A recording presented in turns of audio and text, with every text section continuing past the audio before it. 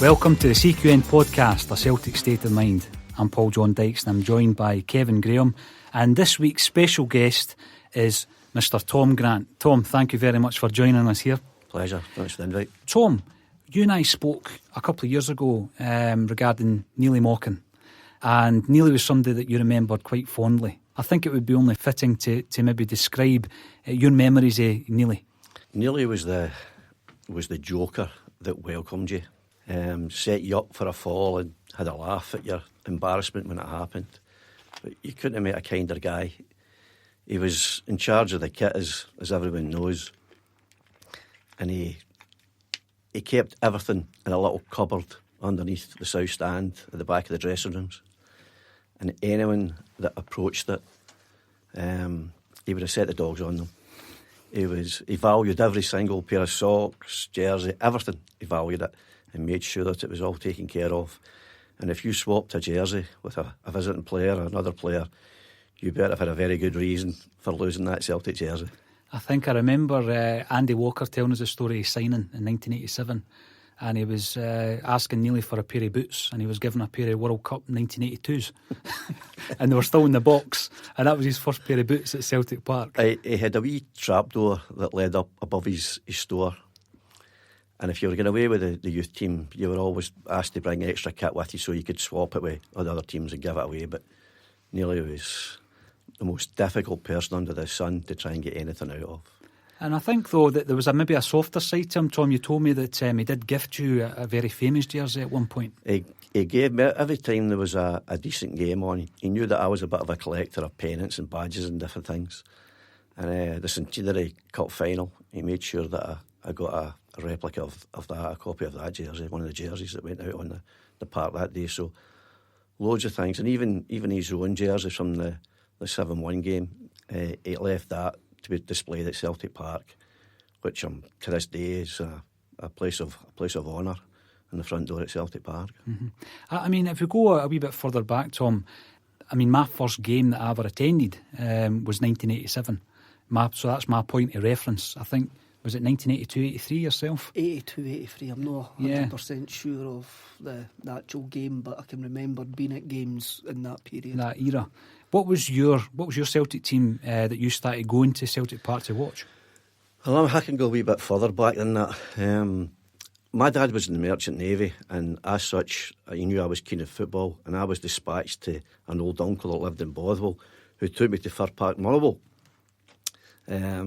So in my early days, I was out there watching Motherwell, and then I remember one day in the early 60s, Celtic came to visit, and I can't remember what the score was. I think it was 4-0 to Celtic, but I had gone down to the pie stall at half time, and I chatted with a guy, a Celtic fan that stood behind me, and he asked me where I'd come from, and I said I was from Cardown, and his simple statement to me was, "What you doing supporting Motherwell if you come from Cardown?" Of course, when I went back home and I told my mother this and told my grandmother, I said, "The man's dead right. What you doing supporting Motherwell?" So I'm afraid that kind of changed my allegiance, and from that day on it was go to see the Celtic, and it's been that way ever since. What kind of era then? What's the players and the teams that you watched as a fan, as a youngster? The early days would be the mid-60s, the 65, the cup-winning team, the Billy McNeill centre-half, and Ronnie Simpson, John Fallon in goals. You've got Stevie Chalmers, Bobby Lennox, Tommy Gamble, all the kind of guys that became famous as Lions. Just at the early start of that, from 65 onwards. Now, obviously the club had run in your family. You had a connection to that club. Could you maybe explain how you becoming a shareholder, becoming a director, how that came about as well? My great-grandfather, James Grant, who was born in Toonbridge in County Antrim, was one of the early directors of the club when it became a limited company. when he passed on, his shares went to his niece, I believe it was, Felicia Grant, who was kind of well known in those days as the old lady that lived in Ireland. She had his shares, and when she eventually died, she left half of her shareholding to my dad, and the other half went to various cousins and nephews and nieces of hers over in Canada. So when my dad passed away in 1979, I got his shareholding, and that's kind of how I became a shareholder and subsequently a director of the club. Yeah, I mean, that is how it was referred to, wasn't it? It was the old lady in Ireland. It was almost a myth. Yep, Felicia Grant was her name. Felicia Grant. She stayed in Toom House in County Antrim. When you says that there, it came flooding back to me. Yeah. And I mean, at 79 then, was there a sense of pressure? I mean, inheriting something not only as valuable as that, but obviously it gave you an insight and it gave you a position with the club that you had grown to love. It didn't appear to be pressure at the time. I didn't feel that pressure, but it gave you a burning desire to get as involved as you could. As I said previously, my dad was in the Merchant Navy, so he didn't really have an opportunity to get involved. He was away for 7-8 months of a year at any given time. So it really was a target that I always had, that somehow I wanted to get more involved, and being a pretty major shareholder in those days gave me the opportunity. And how did your involvement, how did that develop? If you give us an overview of from 79 to your role within the club and how that... Desmond White, who was the chairman at the time, invited me to come in. When my dad had died, he invited me to come into the boardroom. And it was the original, obviously the original old boardroom was quite small. So you got to know everyone very, very quickly. There was just a relatively small amount of people in there. So you got to know everyone very quickly. And of course, being one of the younger guys in it, they always liked you to earn your corn, if you like. So you were asked to dispense the drinks, to be the hospitality host, if you like. And it was very simple. Just all the drinks were laid out on a table. It could be bottles of beer, a few spirits, things like that, and just make sure everyone was given what they wanted.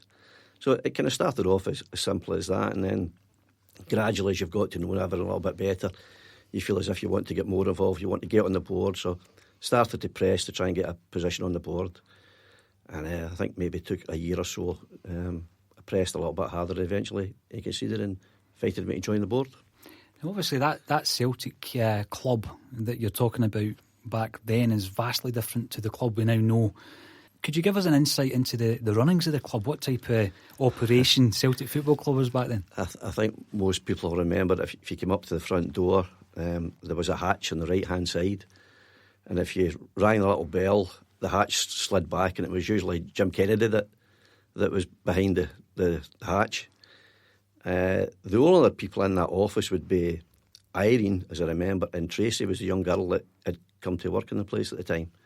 That was basically all the staff that were at full time. Jockstein's office was literally through the wall from that, and that was it. That was every ticket that you imagine that Celtic give out for games now. There's a ticket office with more than 20 windows. It's online ticketing. Jim Kennedy handled them all. He did it from that hatch. It's incredible. My dad's got many a story about Jim Kennedy, but I don't think any of them It's fair to say he had his favourites. There were always clubs that felt as if they were getting not as many tickets as they should have got, but it's not changed. Aye. And the story goes that Jim Kennedy, if he ran out of tickets, he would go to Neely Mockin for some. Nearly always had tickets, even on a match day. Nearly somewhere could always find tickets, even on a match day. Now, as a That's supporter, not changed either. Aye. As a supporter, you've watched the greatest of times, and then the era that you're entering as a director, if you like. What was the sense then? Did the club believe that you could continue as a European force as you had done in the 60s and 70s? I joined the board in, I think it was 85, early 85, March 85. At that time, you still felt as if Celtic, with a wee bit of work here and there, could certainly achieve things in Europe. We were unlucky against Rapid Vienna. I think most people felt that was an injustice that was never corrected. The following year we had to play Atletico Madrid at Celtic Park behind closed doors. So there was no shortage of good players. We just felt as if we were restricted. We'd lost out on a couple of bad decisions. It took a little bit of time to recover from that. In terms of the club now, you look at it, it's a merchandising dream. You know, it's a colossal operation where they make millions of pounds on jerseys and other lines of merchandise. What was it like back then, Tom, in terms of the hoops were still they were a famous, iconic jersey, and obviously you would have been there when the sponsorship started coming in. Did we have individuals, or was that a board decision? How did those types of decisions work? As I remember, Jack McGinn was the kind of Jack was the commercial manager. He edited the Celtic View. Jack really did a lot of the groundwork for any sponsors. He brought a lot of the guys to the club that would have been able to sponsor the club. In those days, the shop was very limited. There was virtually no places for hospitality. There were no lounges as there are today. So one of the first things we identified we had to do was to do something with the south stand, the main stand. So we started to plan that. We used to sit in the old pool's office, in the top deck where Jack's office was, and look across and imagine what we could do with the front of the building. At that point then we got some architects involved and started to figure out what we needed. Executive boxes, restaurant, dining rooms and hospitality lounges, and the target was to try and get that done by the centenary year. The other thing was obviously to improve the shop, to get Umbro with the jersey manufacturer in those days, to get a good sponsor on board. C.R. Smith, the Eadie brothers were magnificent with Celtic. They were probably the first real good, proper sponsors that Celtic had. Prominent name in the jersey. Everyone got to know C.R. Smith for their sponsorship of Celtic, and the Eadies were superb. Shrewd move by them, because even now when you look at all those old pictures online, it's an advert every time you see a goal by Brian McClare or a young Paul McStay, you know. You mentioned sponsorship. Football changed in the 80s, and Scottish football changed in 86, 87 with Souness arriving across the city. 1 year after Love Street, we sacked Davy Hay. And that season, I mean, we lost the Skull Cup final. I remember vividly watching that Skull Cup final, and that was the first ever time I had a taste of shandy that day. It was all downhill after that. It was all downhill after that. We were 9 points clear that season, and Davy Hay, for what I've read anyway, went to the board at that time and says he wanted money, and he wanted to buy Steve Bruce, Joe McLaughlin, Pat Nevin and Steve Clark. That never happened. And obviously Rangers won the league that year. Now, and that time, if you're reading up on it, you actually think Rangers were a juggernaut at that time. But they actually dropped 25 points that season, and Celtic never won in 17 games. Well, never won 17 games. What was the feeling at that time in the board when Davy was saying, I want to improve the side? Imagine signing Pat Nevin. How different would that have been? He's one of the guys I always wanted at Celtic Park, you know, at that time. Frustration creeps in very quickly, because everyone wanted Celtic to be successful, directors included. The shareholding at that time amounted to something like, I think it was £30,000 maximum. So that limited the amount you could ever borrow from a bank. That was your collateral. So the banks were always very, very wary to give any more money, although it appears they were certainly more willing to give it to other clubs who were happy to spend other people's money. But Celtic never ever really got that opportunity. So it was frustrating, and it would be very frustrating for Davy as it was for the rest of us as well. I remember actually going and watching Stevie Bruce with Davy. We went down to Norwich and Oxford and different places where they were playing. But finding the money was difficult, and I think he eventually went to Manchester United for quite a lot of money. Nearly £1 million. So it was probably even then a little bit rich for us, and that was always going to be the difficulty. We didn't have the financial clout to be able to up it, and albeit they would fairly big crowds, the backing that the club had was not as strong as it should have been. Do you think at that point as well there was a few players whose contracts were running down? Do you think there was disharmony in the dressing room at that time, and maybe that hampered Davy? It's hard to say. David would certainly be frustrated. There was always going to be, I think it was, as I remember, there was Murdo MacLeod and guys like that. Contracts were coming to an end just as we were wanting to get up to centenary year and be strong for centenary year. So that made it very difficult. But as I remember, we still managed to go out and get some guys in that were fairly big players that came in and did a pretty good job at centenary year. So we managed to find whatever money we could do without at that time stretching finances beyond the affordable limit. When was the decision taken that to bring back Billy? And how was it taken? To put a specific time on it's difficult, but I always felt that when I went in there, I felt Billy had been harshly treated initially. He left to go to Manchester City, and I felt that Billy had really been forced into doing that because the board hadn't backed him. He'd got into some financial troubles himself with a business venture that kind of failed. I don't think he went to Manchester City as a career improvement exercise. Billy would have preferred to stay at Celtic. So, regardless of how well Davy did, and it did start to falter, you felt as if the only guy that should be here for managing centenary year is Billy. Mm-hmm. Partly for the feeling that he was harshly treated, and secondly because the club needed a lift, and who better to bring back than Billy McNeill to do that, and it worked. It was a fabulous move. It worked handsomely. You mentioned the money that was made available. Now, Billy spent 2.5 million that year, but we actually brought in 1.78 with the players in transfers that had actually left. So that's like a net spend of maybe £700,000. But it's quite a significant sum in those days. But then we mentioned Steve Bruce, who round about maybe 6-7 months after that would have went to Man United, I think, for £800,000. Mm-hmm. So, and we signed McAvenny for £750. Like yeah.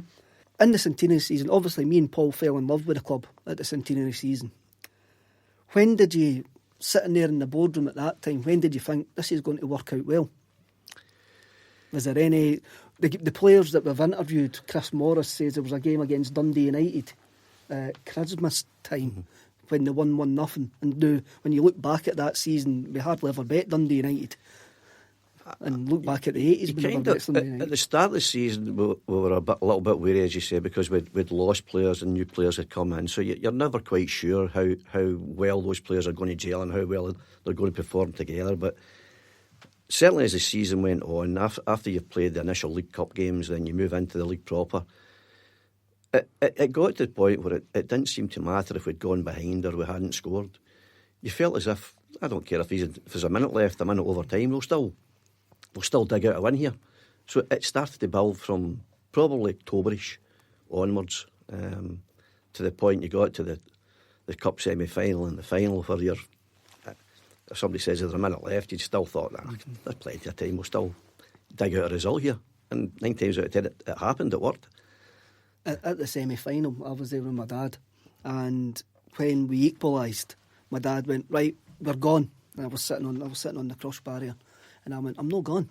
And he says, look, even though it's a school night, I'll let you come to the replay. Come on, we're gone before the crowd goes. And I went, no, we're scoring. And obviously history... So many of us felt the same way. You know, it was just one of those years you felt as if... I mean, there were other facets involved. Obviously, the Celtic story was coming alive. We were looking at the Garden Festival on the Clyde side. There were lots of things happening at the club, and it just seemed a cracking time to be involved. It was a busy time. It was an exciting time. And most of all, when the team starts to win and starts to win playing good football, it just became an absolute pleasure. I think year on year, it's easy to, with hindsight, look back on things and criticise the old board. We'll speak about that in a wee while, Tom, but you look at that achievement of Billy McNeill coming in and the rebuilding job that he had with the team. In the background, the board are rebuilding the stadium, with the new fascia. And we didn't know at that time that there was shenanigans going on across the city in order to sign all these big names players. So when you look at it now, the achievement's even bigger than what it was and what it seemed at the time. But I mean, we were signing, like you say, we went out and signed Joe Miller, who has told me directly that Kenny Dalglish wanted to sign him for Liverpool. Venables wanted to sign him for Spurs. Man United. And Man United wanted to buy him. So I think the ambition, there was a huge... I mean, yeah, we did lose fans' favourites, in the pre-season, but there was a huge kind of show of ambition by the board at that time. You look at McAvenny. McAvenny was the top goal scorer in England the previous season. One goal, I think he missed out on. Aye. So you would never now. Celtic would never be able to sign the guy who finished the second top goal scorer in English First Division. Possibly even more relevant nowadays when you see the results just in the Champions League sections just finished, because we never ever, I'm sure I'm speaking for all the players involved, never ever thought, even if it was a visit from Real Madrid or Barcelona, whoever it could be, we never for a minute thought we couldn't beat them at Celtic Park in particular. And I personally find it still unacceptable to be beaten 7-0 by anybody. I don't care how good they are. So I think it's relevant even today that regardless of how much other people have, Celtic fans still expect Celtic to compete with those big clubs. And I don't really regard being beaten 7-0 as competing. Another wee quirk from our previous discussion, I know you like, curio and collectibles, etc., was when they were doing the front of the stadium, the 9 and the 5. Did you tell Billy that he should go and get that? Yeah. What was the story there, Tom? It was 95 Kerrydale Street, the official club address, and it was just a white metal enamel sign on the door. And Billy was always looking for something special, and his office was really at that time just inside the door. So I can't remember who got the screwdriver, but Billy got the 95 Kerrydale. I don't know if he still has it, but that was us. We managed to keep the kind of glasswork above the door as well. It was an arched glasswork, which is still on display Still there. in the main entrance. So I'm glad that was. There's a row of glass missing though. Oh, is there? And there's a row of glass at the bottom missing. I don't think Billy's got that. Tom, the reason I mentioned the ambition, because there'll be Celtic fans out there going, Paul Dykes is calling the board ambitious. The reason I mentioned that is because if you fast forward to the end of the following season, I think even at that time, we've done so well, we've won the double, let's push on, let's try and do something in Europe. And we went out and bought 2 goalkeepers, Alan Ruff and Ian Andrews, and it was a sheer lack of ambition, really. What were the circumstances behind that? Did the board think, or did Billy think, we've got another year out of this side? And you can maybe answer the question as well. Did Billy come to the board and ask to sign Paul Gascoigne and Peter Beardsley? I don't remember him ever coming about Paul Gascoigne, but he was interested in Beardsley. I don't remember us ever making an offer for him, anything as hard and fast as that, but certainly he was interested in Beardsley. To get the finances for that would have been astronomical. I don't know why it wasn't done. I don't remember the board ever saying you can't do it. I don't ever remember a request coming in, can I do it?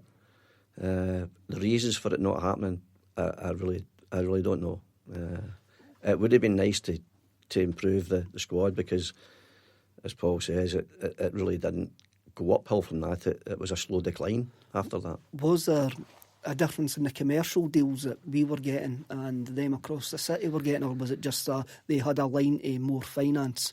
Without a doubt, they had a line to more finance. There was always an attitude that any sponsor or possible sponsor you went to, they were reluctant to sponsor one or the other. They liked to do both. It was a safer attitude for them. But when it came to access to the bank funds, Celtic weren't at the races. You couldn't compete with the access they had to other people's money. I mean, it's incredible. There was that joint sponsorship deal, as you mentioned there, Tom. C.R. Smith, they don't want to divide their customer base, so they sponsor both clubs. But then Rangers went away with the McCoon's Lager. I mean, was there a deal in the offing for Celtic, or were you quite happy to stick where you were with C.R. Smith?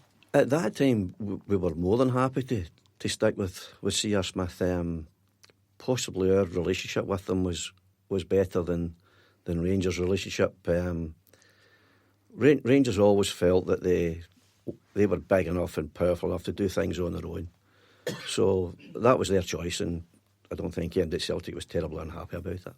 And again, looking back now, there's a lot of information that we've since had regarding the finance and the way that deals were being done, that makes perfect sense. However, I always look at the Celtic youth system, and we were always, other than the Lisbon Lions, I think, in the 50s and the 70s, we could sell a player that had come through and cost us nothing, and we could sell them for big money.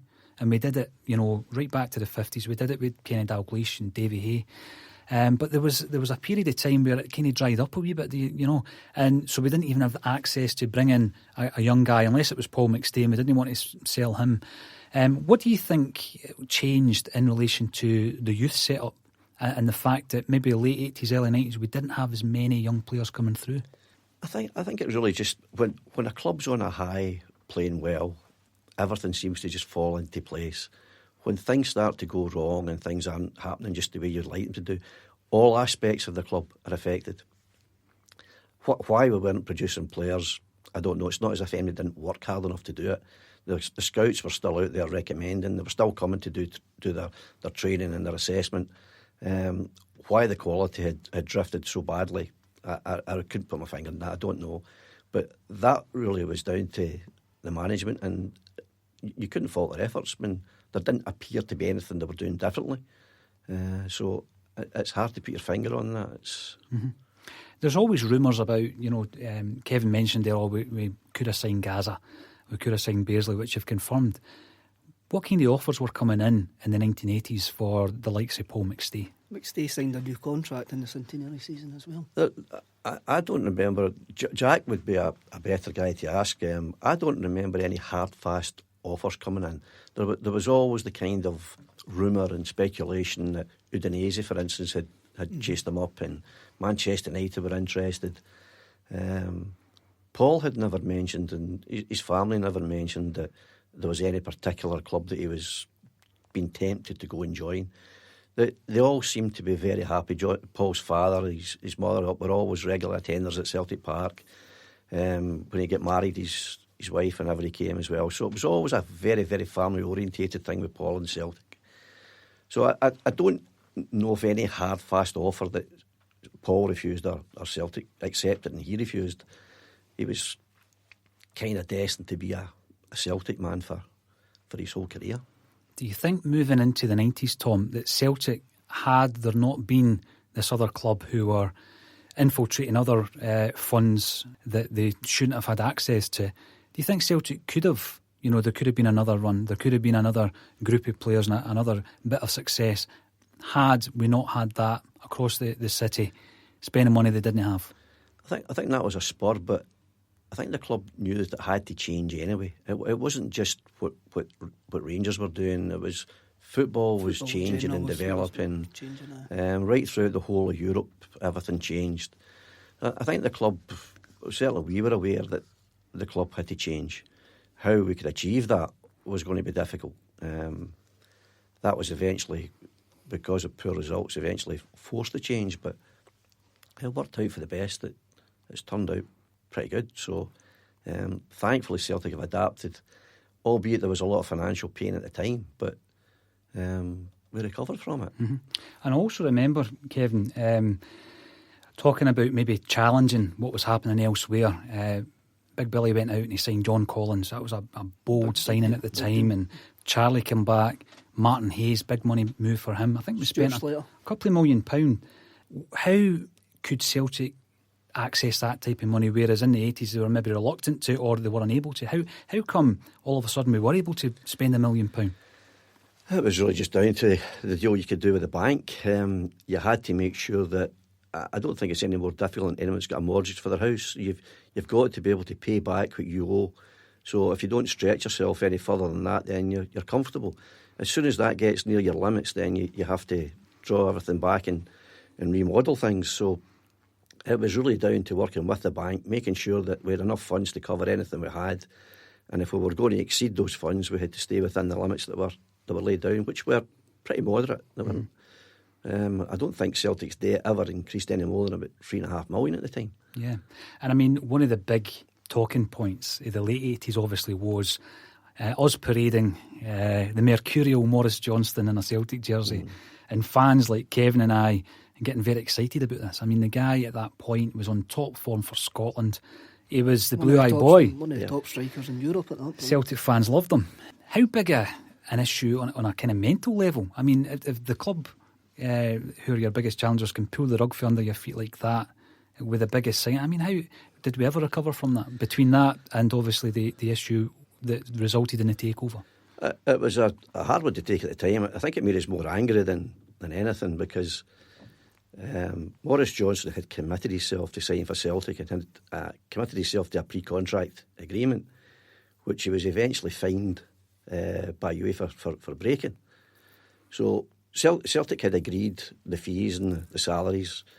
Everything was about to be announced, and we were aware that he was going to functions and signing his autograph, Rangers FC, at the end of it. So we knew there was something not right about the whole saga. Then eventually we became aware that it was Rangers that were making sure that he was going, and the opportunity to make a payment to Nantes, I believe it was. All the payments were agreed, except that when it came nearer to the time of the actual transfer, there was another a payment that was requested. And I don't think I could say that it was a perfectly legal thing to do. So Celtic decided that we didn't want to go down that path. And was that payment going to a club, or was it going to an individual? It was probably going to the club, partly going to the club and partly going to an agent, and partly going to the player as well. Mm-hmm. But it wasn't on the top of the table, so we decided not to get involved in it. When we get to this point, we're getting in the early 90s. Sky have then got involved in English football in 1992. You've got guys like Alan Sugar and that involved in English football. Football's changed, and for that point, that's a kick-off point. When you were sitting in the board meetings, was there any point where you sort of just went, we can't no longer compete with this? We haven't got the financial clout or the wherewithal to actually take this club forward in this changing world. I think that kind of realisation came on us gradually. We invited Brian Dempsey onto the board and Michael Kelly onto the board. Michael's a friend of this podcast, by the way. That was an attempt to try and bring a bit more talent to the board, and I think it's probably shown to be bad judgment that the two guys didn't get on, and it was never really going to work. But it had started the change. The change was being pushed. It would become a little bit more uncomfortable after that, but the change was inevitable. Mm-hmm. You mentioned Dempsey and Michael there. There was Michael and Chris White, if I remember correctly, didn't want to re-elect Brian Dempsey, and you and Mr. Farrell stood against it. You called an EGM, and eventually this came round to what is known as the Family Pact, which sort of stopped. A lot of people would say it stopped the club moving forward quicker. How did all of that come about? What was the scenario there? The actual night of the AGM, when they voted Brian Dempsey off the board, all of their arrangements to do that had been done in a totally deceitful manner behind the rest of our backs. They had arranged Celtic staff to work on their behalf to make sure that everything was put in place, that this vote would be cast and counted. When it came to the actual vote itself, Brian was dismissed from the board. So it was plain that they had done their homework and deceived the rest of us in doing that. To get some stability, the only way around that was to say that if any of us are going to vote against anything again, it would take all of us to do it or none of us to do it. So we signed this, as it was called, the Pact, but it meant that no one could act on their own. They had to act with everybody else's permission. And as much as they thought that was the strongest thing they could do at the time, it was eventually the item that brought them down, because they couldn't do what they wanted to do with any of the Weisfeld offers that came in or anything like that. So Kevin and I were able to block that move, and eventually that paved the way for Fergus to be able to come in and take over. But without that trust, it meant they could have done basically what they wanted. So instead of it being a block, it became a tool that could be used in our favour. In those days, there were very few things that were totally black and totally white. There were so many grey areas. I've often said that Michael Kelly could hide behind a corkscrew. So that's the kind of people you're up against. You know? When I says he was a friend of the podcast, it's kind of tongue-in-cheek because me and Paul have both had a few run-ins with him on Twitter where he's got involved in stuff where we've never asked for his opinion and he's gave us his opinion, so we can understand where you're coming from that point. When you're getting to, you mentioned Gerard Wisefield and that, and there seemed to be other things. Terry Cassidy came on board to try and take us into that sort of area of business acumen. Then we had Canvas Lang, which you admitted yourself was never going to happen. And then you're always going to be remembered as the man who put seats in the jungle. So how did that come about? Was that before or after the U2 gig, Tom? I was at the U2 gig. God. The same summer that happened. And I think I remember looking at the jungle and thinking, oh, that just doesn't look right. It must have been around about that time. It would be about that time. Yeah. I think it was about 1990 we started to do that. Just on the put the seats in the jungle, but we got to the point where there was a safety certificate always required every year for every club. It was becoming more and more difficult to appease the region and the police. We had a very small seating capacity at the time, and the main stand only holds just over 7,000. People tend to think that it holds an enormous amount of people, but it actually only holds about 7,500 people. So to get any more seats in, to increase the season ticket holders, we needed somewhere to put it. And the jungle was the obvious choice. It had its restrictions, and the access was really only from the Celtic end of the park. There was virtually no access to it from the other end. It wasn't the best viewing place either. No, it wasn't, but the seats worked. It got us the increased capacity in seats, and it appeased the safety people because it got us a safer area. Standing was becoming problematic, so that was a start. It always also gave us a choice and a chance to bring in more stewards. Mm-hmm. In those days, the police handled all the stewarding, apart from a few guys in the car park and a few guys in the main foyer. The police did most of the stewarding throughout football. So we then started to introduce more stewards in the main stand and in the jungle areas and throughout the rest of the stadium. So it was a kind of the start of a time for change. Jumping back just a wee bit, Tom, Kevin and I always talk about the Hillsborough Memorial game in '89. What was the chat around the boardroom after Hillsborough, and how did the approach to Liverpool come about? I think that there's always been a kind of, even just with the city of Liverpool, Glasgow is very similar. There was always a kind of affiliation, and for that to happen to any football set of fans, you'd always be feeling that it was a horrible thing to happen. We'd sat around the board, and we thought there had to be some form of approach to them. Jack and I had gone down to the service at Anfield, and we made sure that we talked and we got things started going. And eventually it was just a case of the offer's here. If you want it, you can come to Celtic Park and play in a very, very friendly surroundings, and it gives you the option to be able to come back in and play football in a place that's going to be backing you to the hilt. And they thought it was a great idea, and it was a superb occasion. Mm-hmm. I think it only lent to bring the clubs closer. I mean, since then they've become even closer. There's a friendship not just between the fans but between the two clubs now. There's bound to be. It was a very, very poignant time. It was a massive disaster for them, obviously, but any football fan would feel that. Me and Paul have been lucky enough to watch the new Kenny Dalglish documentary recently, and just when you think Hillsborough can't tug your heartstrings anymore, watching Dalglish and his wife and what that done to them was quite heartbreaking. And even the Liverpool players at that time, some of them tell their story, and it's well worth watching. The mistakes that happened at Hillsborough, I mean, you like to think that clubs have learned from it.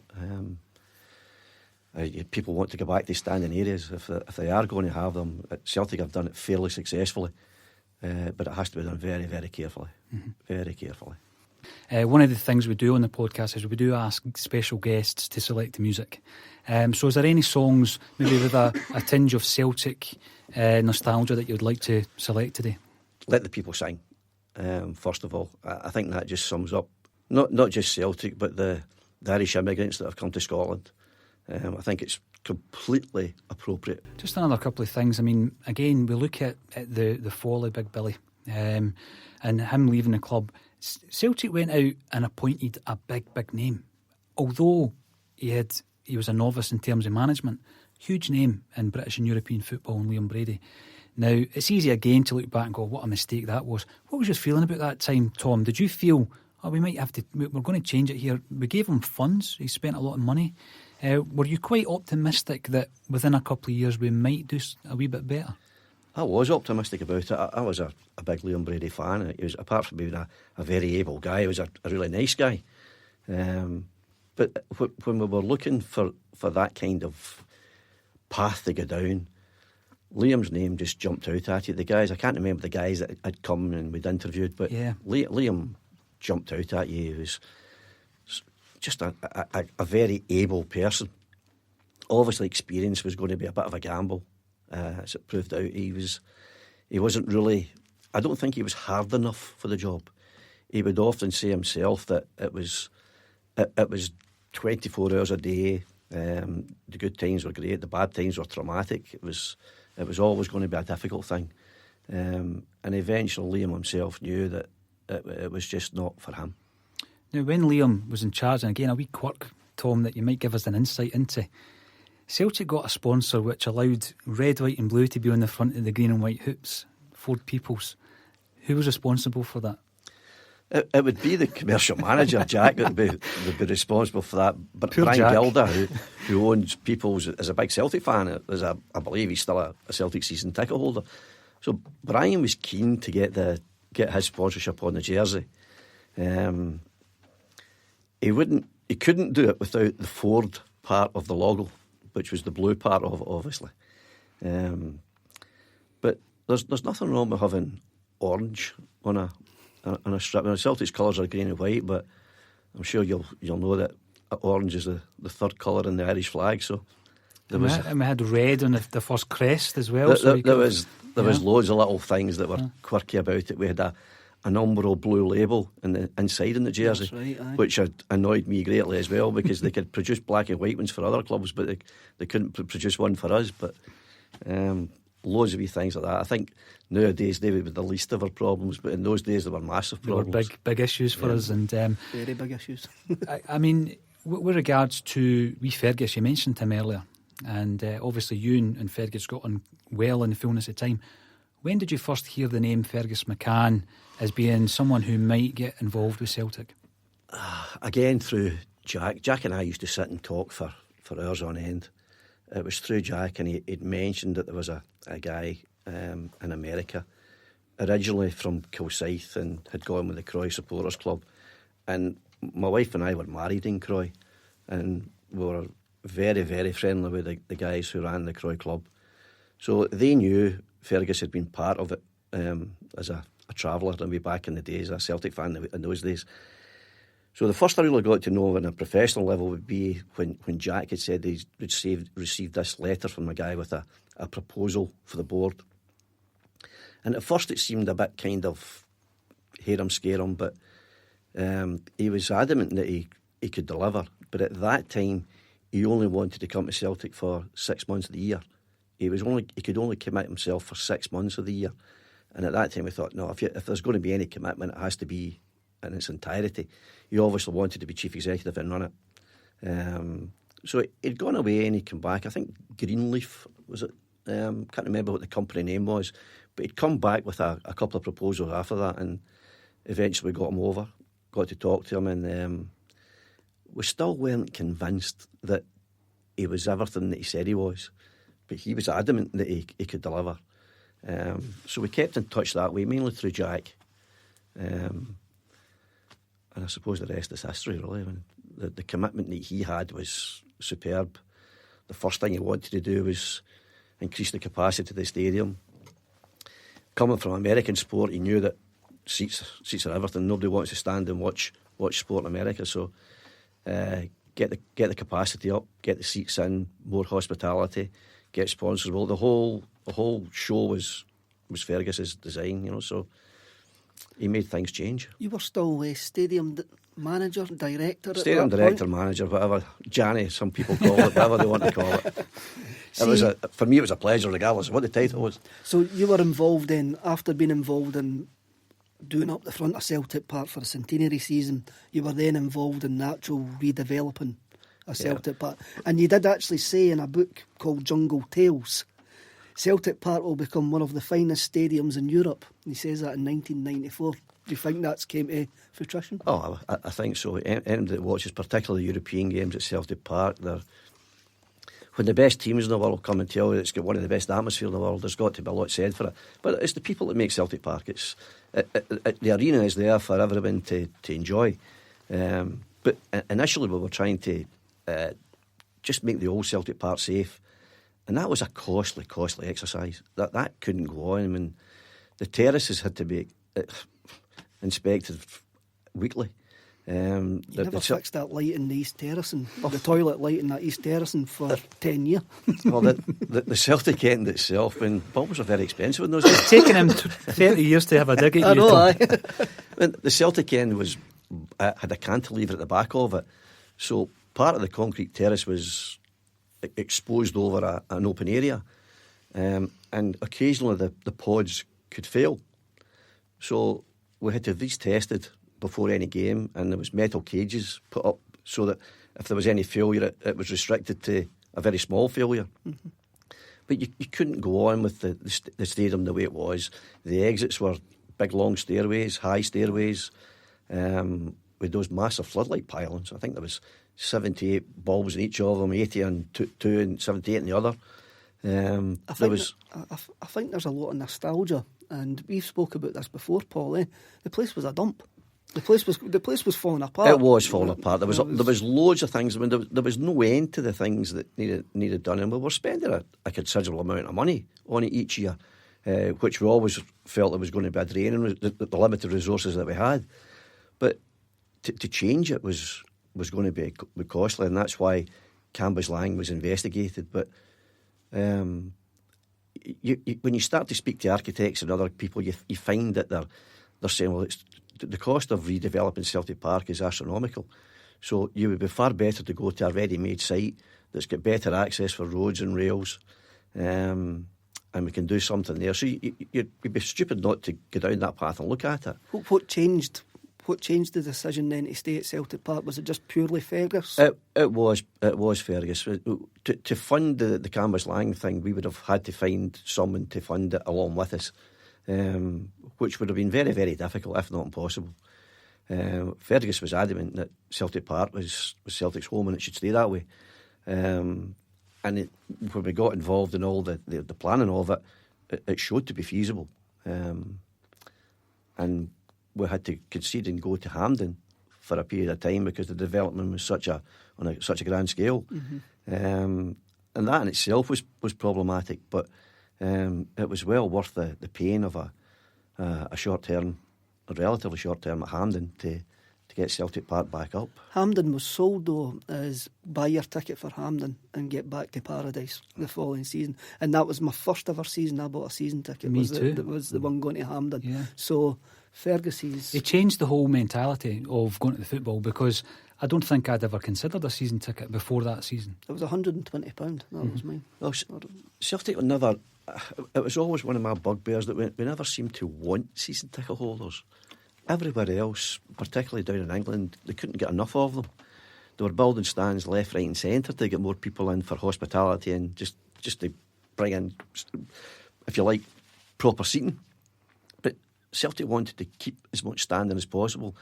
I mean, I think the Celtic end in those days held 19,000 people. And that's bigger than most English grounds. And that's a massive amount of people to have on a standing terrace. The other end held probably about 18,000. You're talking about massive amount of people on a terrace. And the problems of getting them in and them out, and toilets and catering and all the rest of it. And the catering was shocking. That was one of the first things that was expanded. It's only slightly improved. Oh, it's... And did Fergus, again, through a discussion you and I had a wee while back, did he have plans to have almost like you could rent out rooms and people could stay there the night and then open their curtains and watch the game the next day? At the opposite end from the Celtic end, the plan always was to have a hotel accommodated in there at the same level as the executive boxes carry around.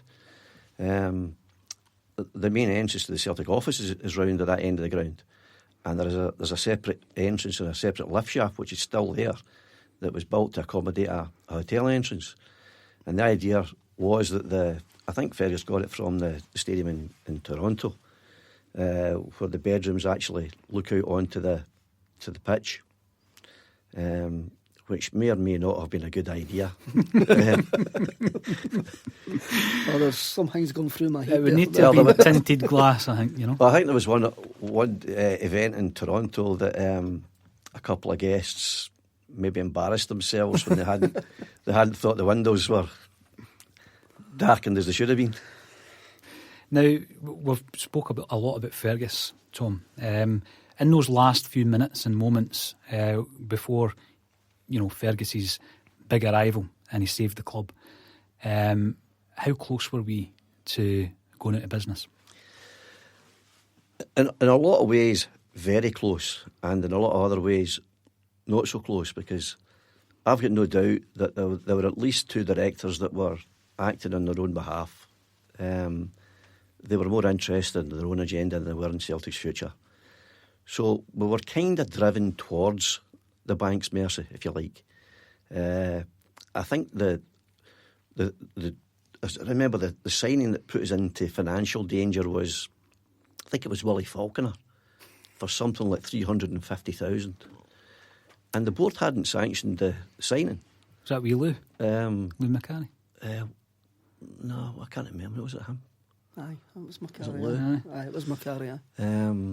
He just went away and done the deal. Well, it wasn't so much that he did it. He got permission to do it from part of the board, right? But not all of the board. And when the rest of us heard it, your first reaction is, how can we possibly spend any money? We're at a limit. We can't spend any more money. That's been agreed. So we knew then that the board was split for a variety of reasons. I mean, you talked about Terry Cassidy earlier as well. I mean, even at appointing a chief executive, you couldn't get a unanimous decision because some of us didn't like the decision, some of us did, some of us didn't like the character, some of us did. As soon as that happened, it was going to be problematic virtually in every facet of the club.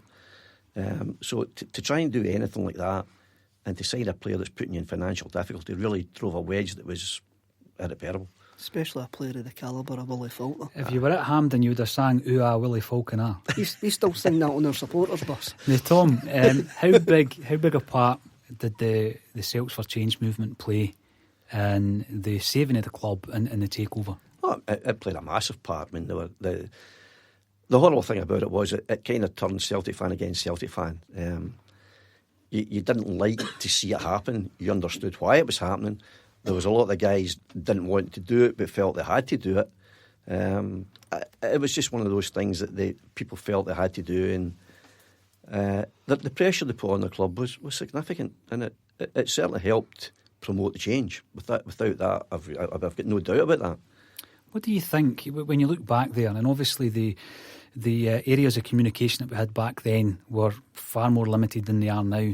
To make an organised group, to get the backing of more fans, to actually make a difference. How do you think Celtic were able to do that back in the early 90s? But when it came to Rangers' financial troubles, there seemed to be a lack of organisation or unity in order to try and overcome their issues.